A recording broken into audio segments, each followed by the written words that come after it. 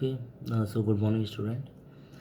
Today we will read about the real number. In my previous class, I have told you the syllabus that is deleted by CBSE.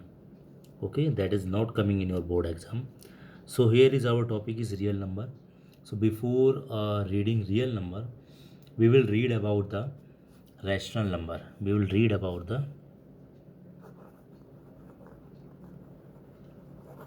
rational number और irrational number. ठीक है. ये real number को पढ़ने से पहले हमें rational और इरेशनल नंबर्स के बारे में पता होना चाहिए. तो देखिए रैशनल और इरेशनल क्या होते हैं.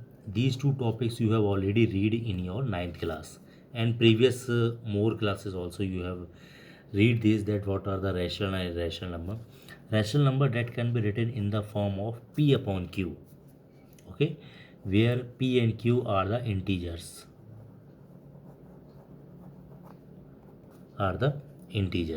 okay, and q is not equal to 0, जहाँ पर q 0 नहीं होता है. ठीक है. अगर q 0 हो जाएगा तो ये एक इनफाइनाइट फॉर्म बन जाएगी, infinite. Okay. Now this is irrational number. Irrational number जिसको हम p अपॉन q की फॉर्म में नहीं लिख सकते. ठीक है. Can not be write down,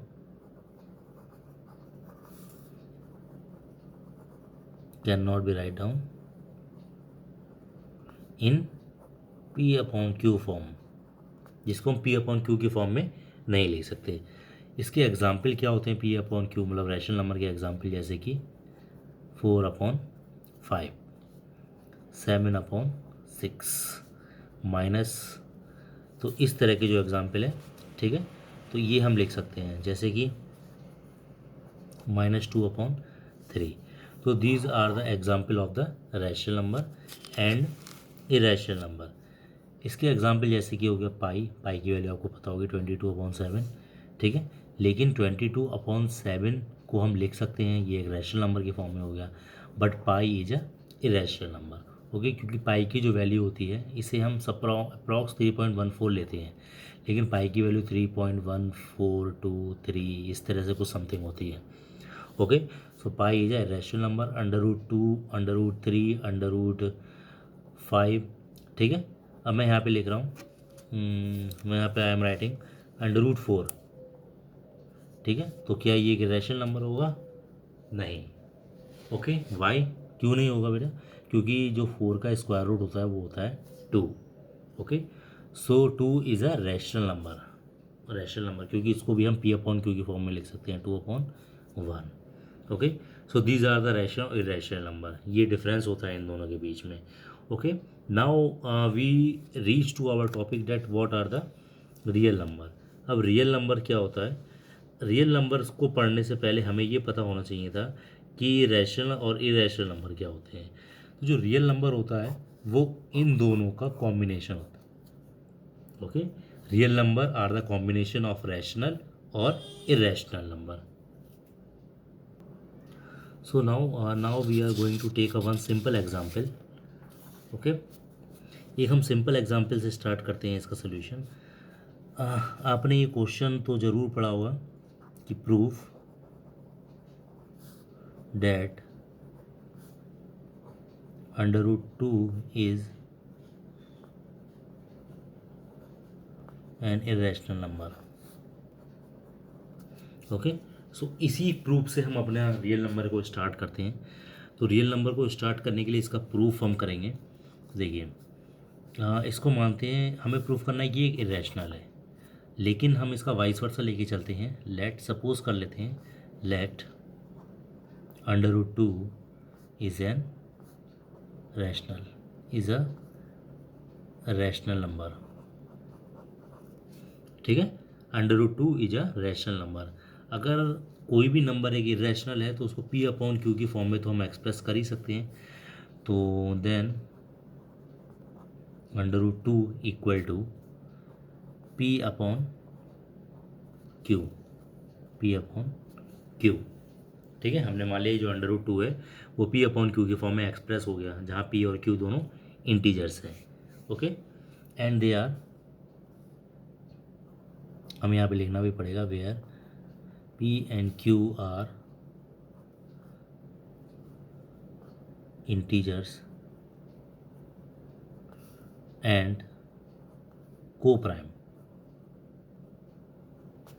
अब आप सोचेंगे ये को प्राइम क्या होता है। को प्राइम ऐसे नंबर्स होते हैं, ऐसा पेयर होता है जिसमें 1 के अलावा और कुछ कॉमन नहीं होता है। ओके, जैसे कि suppose I am writing here 2/3, 2/3, तो in 2 and 3 there is nothing common except 1। Okay, तो पी और क्यू में कोई भी कॉमन नहीं होगा। ठीक है, अगर कॉमन नंबर आ जाता है तो okay, so how we can solve. √2 equal to p upon q. So यहाँ पे डायरेक्टली मल्टीप्लाई कर देंगे, √2 q equal to p, square करेंगे,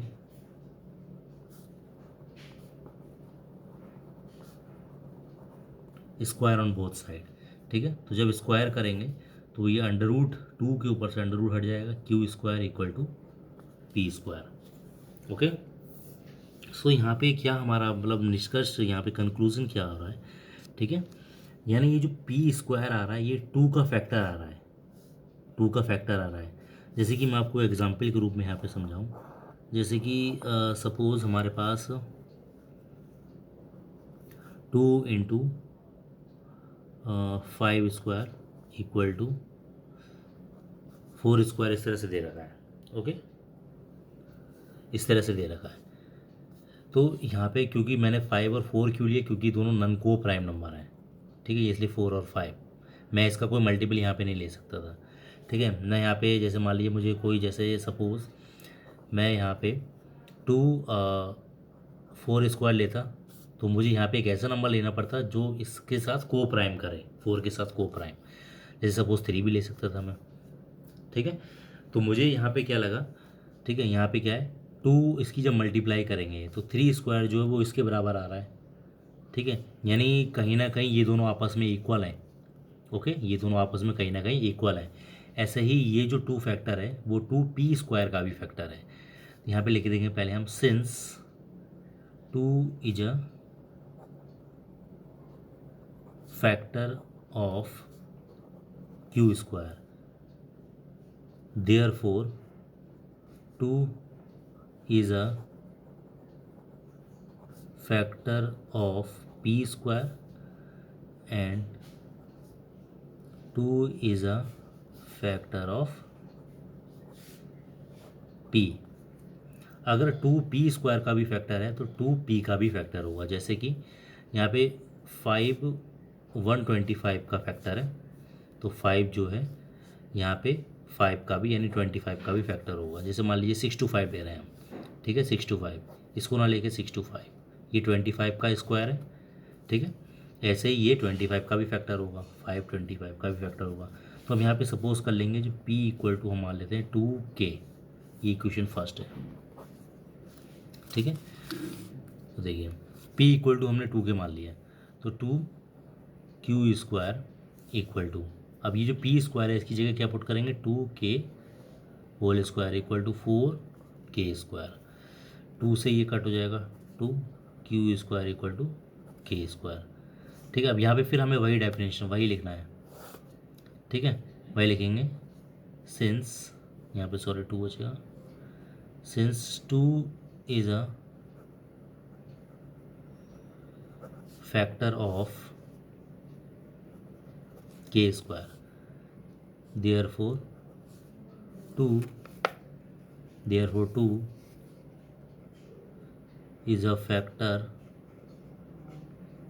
of q।